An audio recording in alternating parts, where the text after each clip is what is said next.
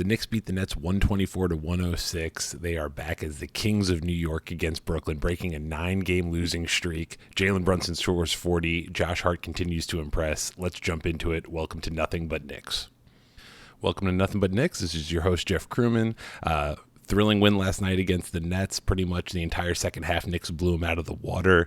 Really hot shooting coming out of the gate on both sides. High scoring first half. Nets were absolutely on fire in the second quarter from three. Just seemed to be hitting absolutely everything to keep them in the game, even though it kind of felt the entire time they were a little bit outmatched by the Knicks. But Jalen Brunson just took over the game in the third quarter. He ended up dropping 17 in the third quarter on his way to 40 points last night, and they really just pulled the game away at that point. Brooklyn hung around, kept it to single digits at times, but the fourth quarter was pretty much a rout, and we were down to the reserves at the end of the game. Some really timely hooping by new addition Josh Hart in the fourth quarter, dropping a few three-pointers, scoring 27 overall, continuing to impress with his energy. And again, this snaps a 9-game losing streak to the Nets. Basically, the entire time that Kevin Durant and Kyrie Irving were in Brooklyn, we could not beat the Nets. But that streak is over today, and a lesser-known streak that was broken was we were 0-15 against teams that had Ben Simmons on the roster when we played them, and that streak is snapped. Hopefully that one was just random. Ben Simmons should not be getting the best of us, but nice to see that streak is over as well. All right, so let's break down some of the players. Jalen Brunson, again, MVP of this game. The fact that he is not an all-star at this point is really just a shame.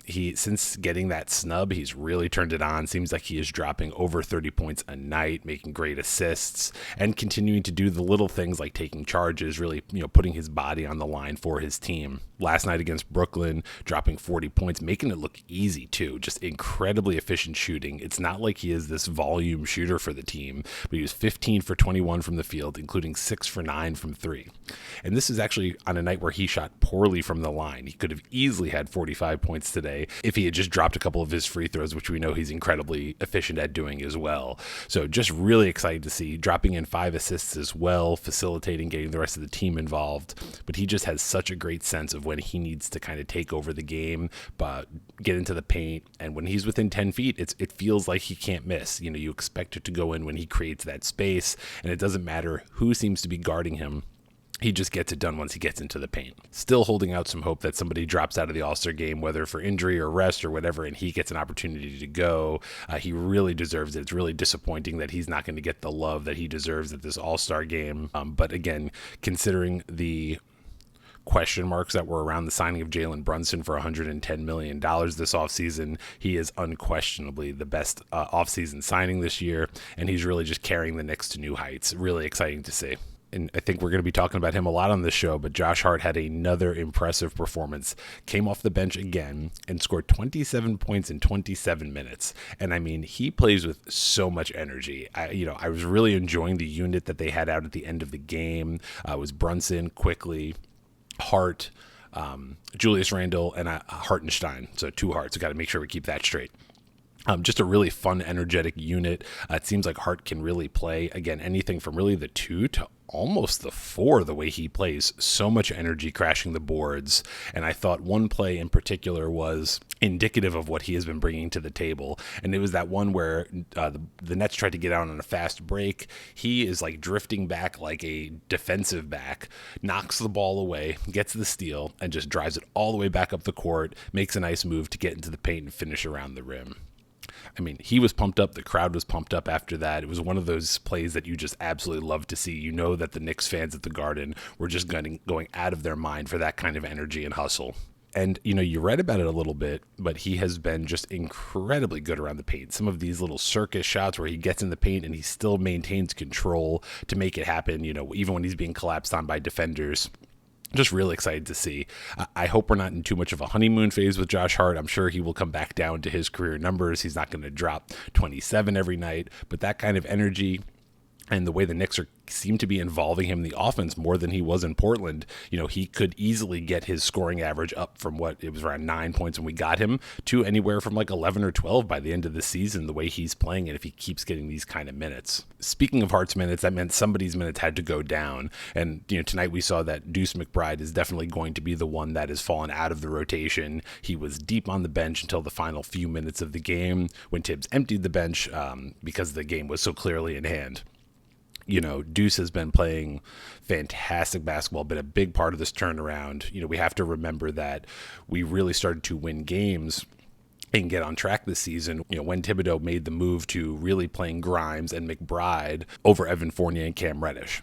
So just really wanted to make sure we give Deuce a little bit of love on this show. Really been playing a great ball all year. Excited to hopefully see him continue to get some minutes on the court when guys need a night off, but great work from Deuce. Hopefully we'll get him back out there at some time in the future. Other than that, I kind of noticed that it was Hart, Quickly, and Grimes kind of playing similar-ish minutes these last couple nights, seemingly interchangeable pieces based on the kinds of positions that they play. I really don't want to see either Quickly or Grimes go too far down in minutes. These are guys that we want to stay hot, big part of our system, and don't want to see them lose too many minutes.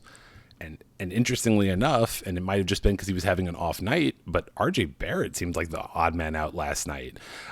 He shot terribly from the floor, but again, he came out with about 9 minutes to go in the fourth quarter and did not get back in the game. Granted, the game was getting a little bit out of hand and they were going to reserves in general, but interesting to see that Hart was kind of getting the nod in crunch time minutes over RJ. We'll see if that's something that is going to continue into the future. Really interesting thing to keep an eye on. It feels like he's becoming an afterthought almost every game, but Julius Randle just continues to have all-star-like performances that seem almost pedestrian. Last night dropping 18 points, 10 rebounds, 4 assists. Again, these kind of performances just seem automatic at this point. Even on nights like last night where he's not filling up the box score, only playing 32 minutes, which is not a lot for Julius Randle. Just continues to make good plays, really holds this team together. Love the way him and Brunson feed off of each other. And it's not like, on a given night, it's like going to be Randall's night to take over or Brunson's night to take over. Within a quarter, these guys are feeding off each other, finding each other for open looks. I'm just really loving the way they have blended together so nicely and love how Hart has been able to really seamlessly integrate with this unit.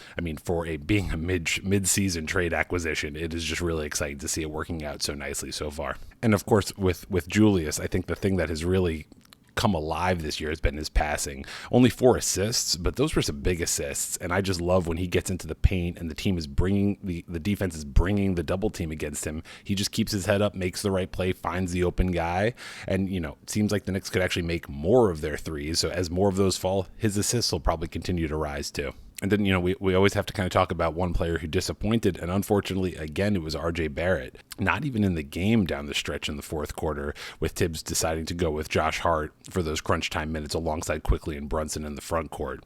And RJ just had an awful game, 2 for 8 from the field. His confidence just seems lost. The best part about RJ was when he would get the ball and just be able to kind of put his nose down and find his way to the rim. And it seems like he is just lacking confidence to even get himself into the paint and create for himself or his teammates. I'm not really sure what's going on there. I continue to think it's between the ears. Maybe the threat of losing some minutes to Josh Hart now will be a little bit of a motivating factor to him moving forward. Maybe the All-Star break is coming at just the right time for him to take a couple days off, reset, and get ready for the stretch run. Either way, RJ Barrett is a crucial piece to this team moving forward. We're not going to make noise in the playoffs if he does not turn it around. So hopefully he finds it in these coming days and weeks. And the next time we're talking about RJ on this podcast, we'll have a little bit more positive news to be talking about. I think that's going to be a show. We've got our last game before the All-Star break coming up on Wednesday in Atlanta, and then we've got the All-Star break. So we'll reset, get ready for the stretch run. Let's finish up strong with this game in Atlanta. We're in a really fun little run here, really excited about the energy and enthusiasm coming from this team since the Josh Hart trade, and excited to see what this team does down the stretch. Definitely some room to move up in the standings. They're still sitting in the 7th spot, but with Brooklyn losing KD and Kyrie, seems like a spot that we should be able to jump them in the coming weeks as we get back from the All-Star break.